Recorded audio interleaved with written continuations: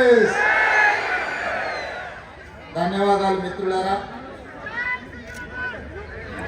ప్రజాపాలన ప్రగతి ప్రణాళికలో భాగంగా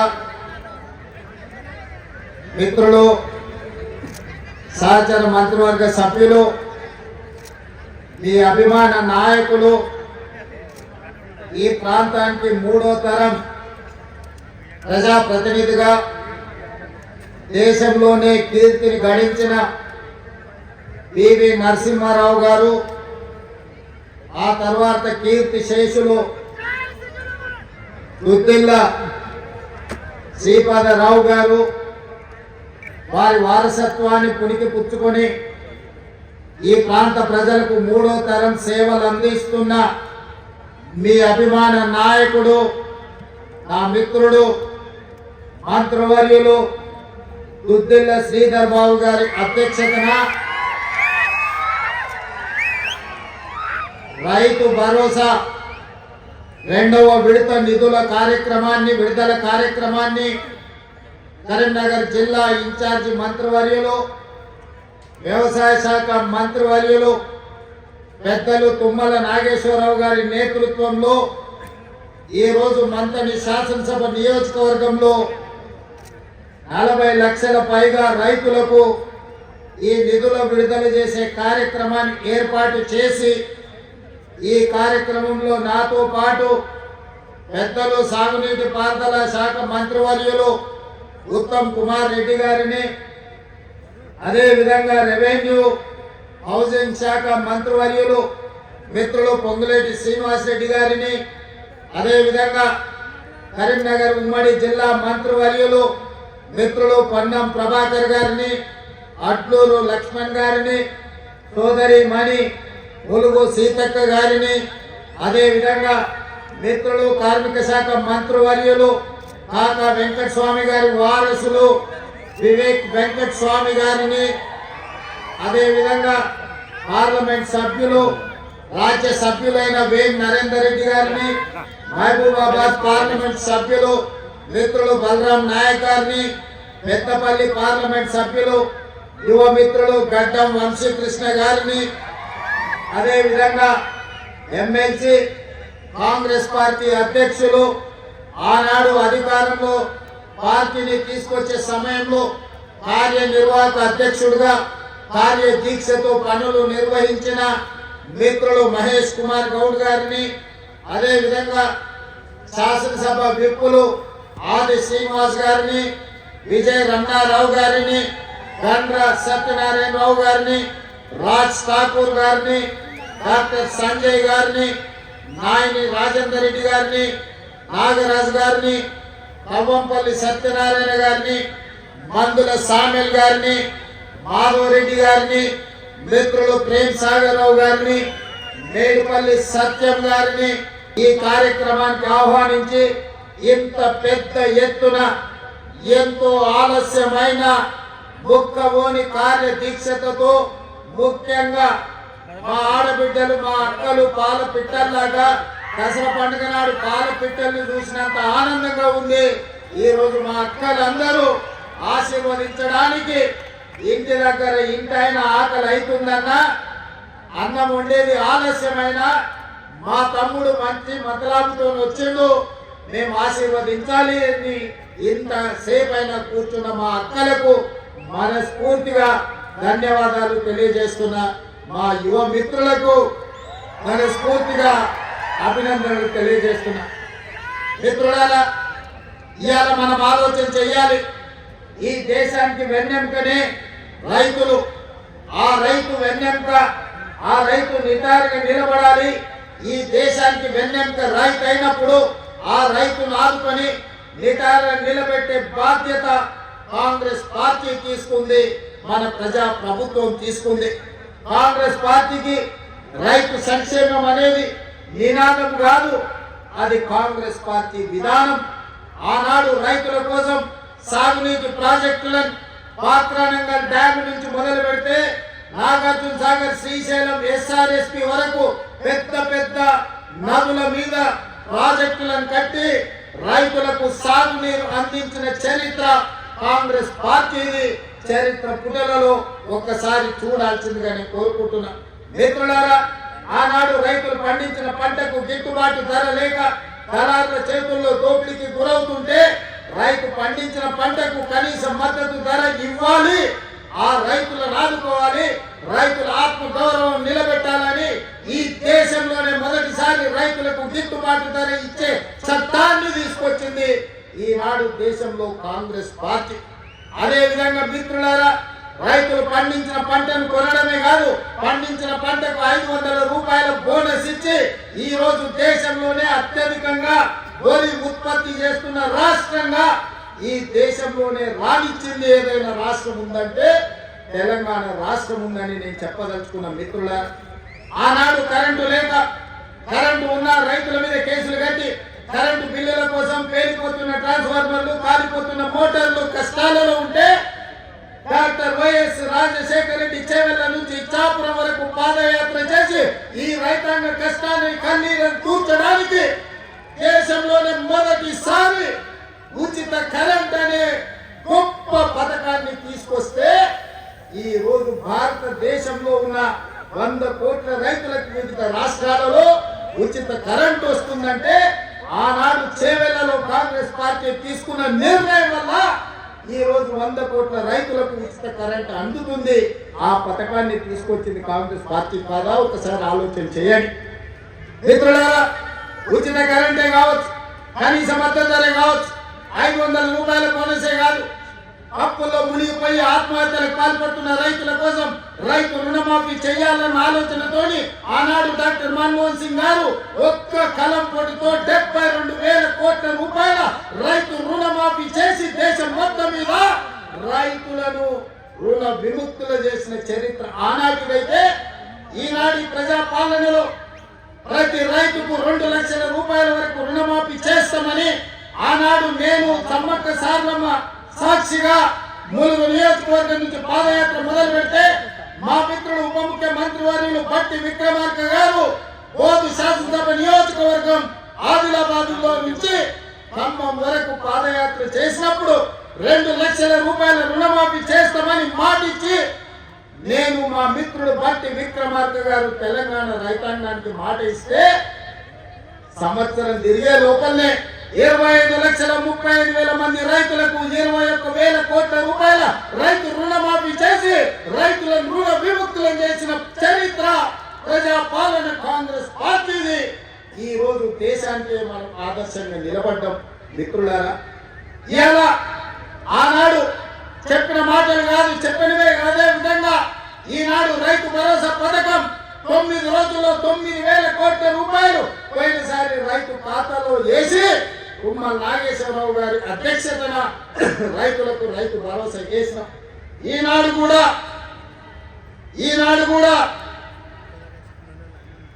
కూడా రైతు భరోసాలో భాగంగా మొదటి విడతగా 3,500 కోట్లు, రెండవ విడత 2,200 కోట్లు, మొత్తం 5,700 కోట్లు ఈ రోజు రైతుల ఖాతాలో రైతు భరోసా వేసి వచ్చే నెలలో ఇంకా 3,300 కోట్ల రూపాయలు రైతు భరోసా పథకంలో భాగంగా 9,000 కోట్ల రూపాయలు ఇవాళ రైతుల ఖాతాలో వేసి రైతుల కళ్ళల్లో ఆనందం చూడాలి.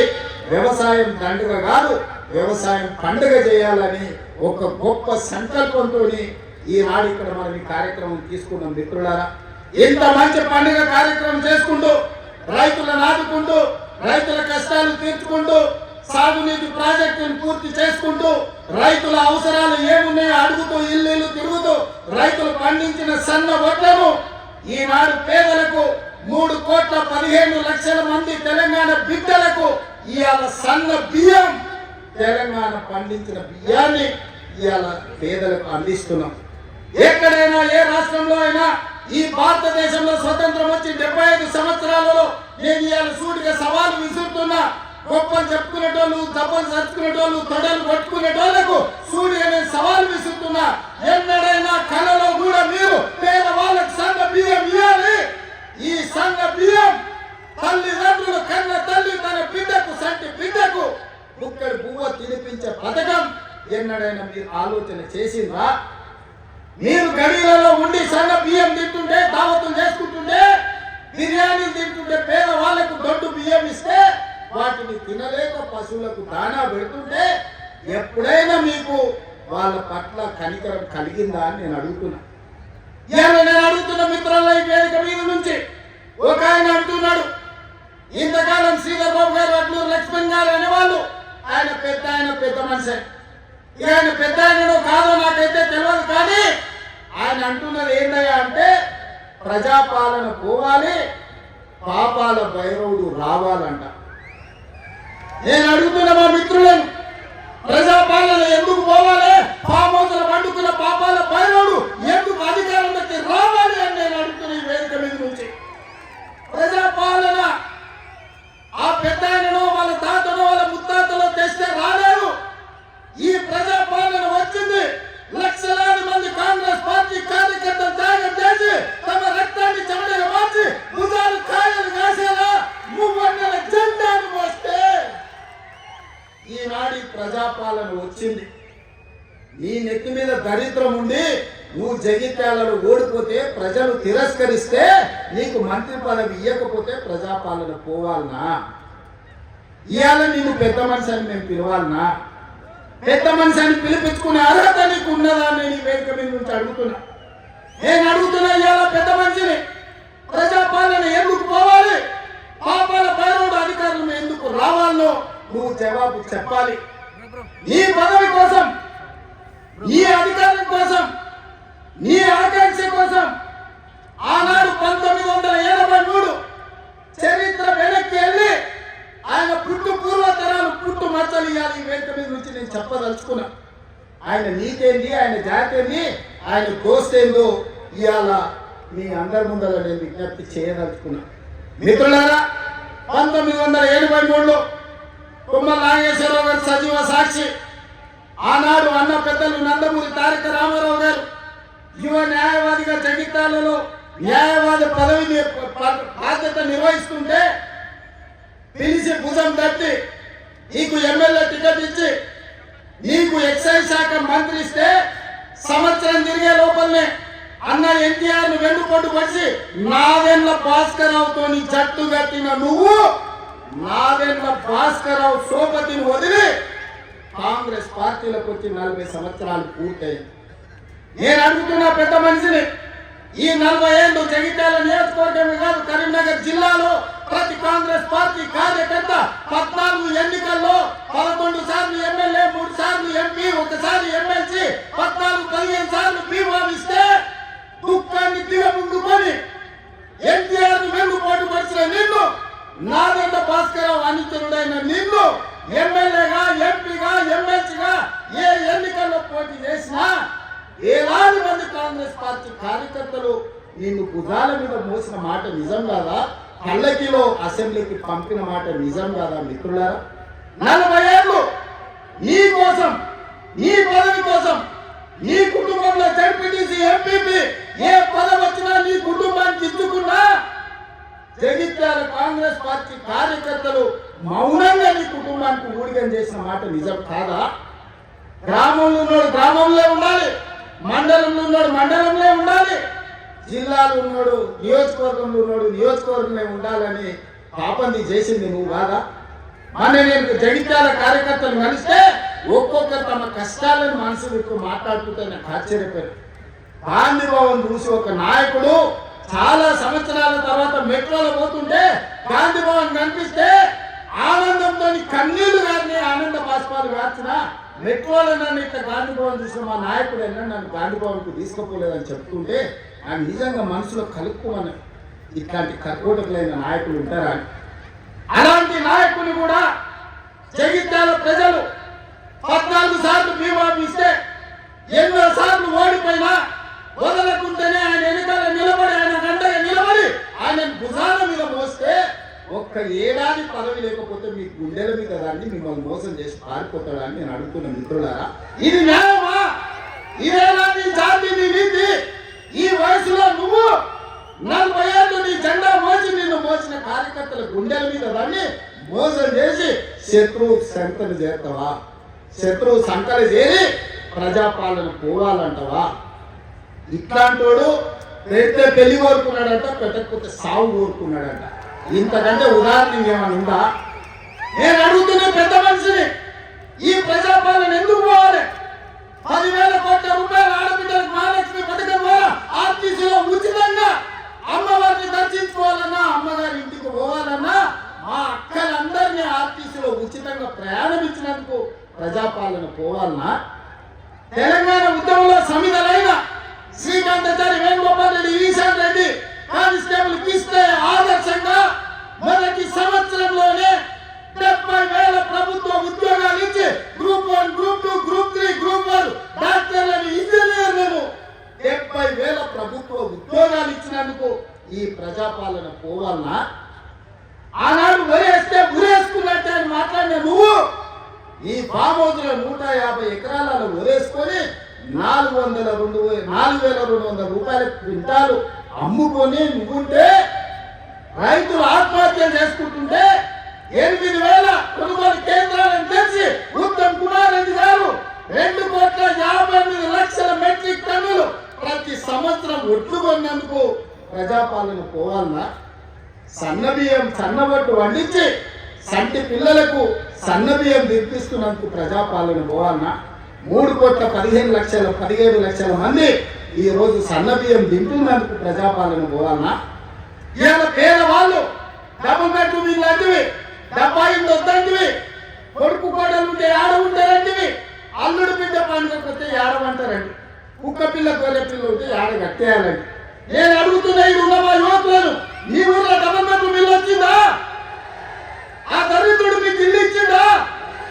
10 ఏళ్ళు మీకు ఇల్లు ఇవ్వాలి కానీ ఎదవాడి ఫామ్ హౌస్ లో 1000 ఎకరాలలో ఆయన గడి నిర్మించుకున్నాడు. జన్వాడలో కొడుకు ఫామ్ హౌస్ నిర్మించుకున్నాడు, మొయినాబాద్ లో తాటి చెట్టు నిర్మించుకున్నది, శంకర్పల్లిలో ఆయన బిడ్డ నిర్మించుకున్నారు ఫామ్ హౌస్. ఉండడానికి గడిగా ప్రగతి భవన్ కట్టుకున్నాడు, వాస్తు సక్క లేదని సచివాలయం కట్టుకున్నాడు. మీ పేదలకు ఎవరికన్నా ఇల్లు ఇచ్చిందా? సంవత్సరానికి 2 లక్షల ఇల్లు ఇచ్చుంటే కూడా పేదలకు ఈ 10 ఏళ్లలో 20 లక్షల మంది పేదలు ఈ రోజు ఇల్లు కట్టుకునేటోళ్ళు కదా. తండాలలో, గూడాలలో, మార్మూల పల్లెల్లో ఉన్న ఆదివాసీలు, లంబాడీలు, గిరిజనులు, లేకపోతే ఇతర పేదలు ఇల్లు కట్టుకునేటోళ్ళు ఉండేటోళ్ళు కదా. 20 లక్షల కోట్లు ఖర్చు పెట్టినావు కానీ 20,000 ఇల్లు కూడా పేదలకు ఇవ్వలేకపోయినావు. ఈ రోజు 4.5 లక్షల ఇల్లు పేదవాళ్లకు ఇందిరమ్మ ఇల్లు ఇచ్చిన మాట నిజం కాదా? ఈ రోజు మీ గ్రామాలలో ఇందిరమ్మ ఇల్లు కట్టుకుంటున్నది నిజం కాదా? మిత్రులారా, గుండె మీద చేసుకొని ఆలోచన చెయ్యండి. ఇలా పేదలకు 4 లక్షల 4.5 లక్షల ఇందిరమ్మ ఇల్లు ఇచ్చినందుకు ప్రజాపాలన పోవాలన్నా? డబల్ బెడ్రూమ్ ఇళ్లతో మోసం చేసిన పాపాల భైరవుడు రావాలన్నా? ఒక్కసారి ఆలోచన చేయండి మిత్రులారా. ఇల్లే కాదు, ఇల్లాలి కళ్ళల్లో ఆనందం చూడాలని 200 యూనిట్లు ఉచిత కరెంటు ప్రతి ఇంటిలో వెలుగులు నింపినందుకు, పేదవాడి కళ్ళల్లో ఆనందం చూసినందుకు ప్రజాపాలన పోవాలన్నా? ఇలా అదే కాదు, మహాలక్ష్మి పథకం ద్వారా ఆడబిడ్డలకు బస్సు ప్రయాణం ఇచ్చినందుకు ఈరోజు ప్రజాపాలన పోవాలన్నా అని నేను అడుగుతున్న మిత్రులారా, మీరు ఒకసారి ఆలోచన చేయండి. ఇల్లు ఇష్టమే, ఇంట్లో కరెంట్ ఇష్టమే, 500 రూపాయల సిలిండర్ ఇష్టమే, సన్న బియ్యం ఇచ్చి కడుపు నిండా బువ్వ పెట్టింది. ఇందుకోసం ఈరోజు ప్రజాపాలన పోవాలన్నా?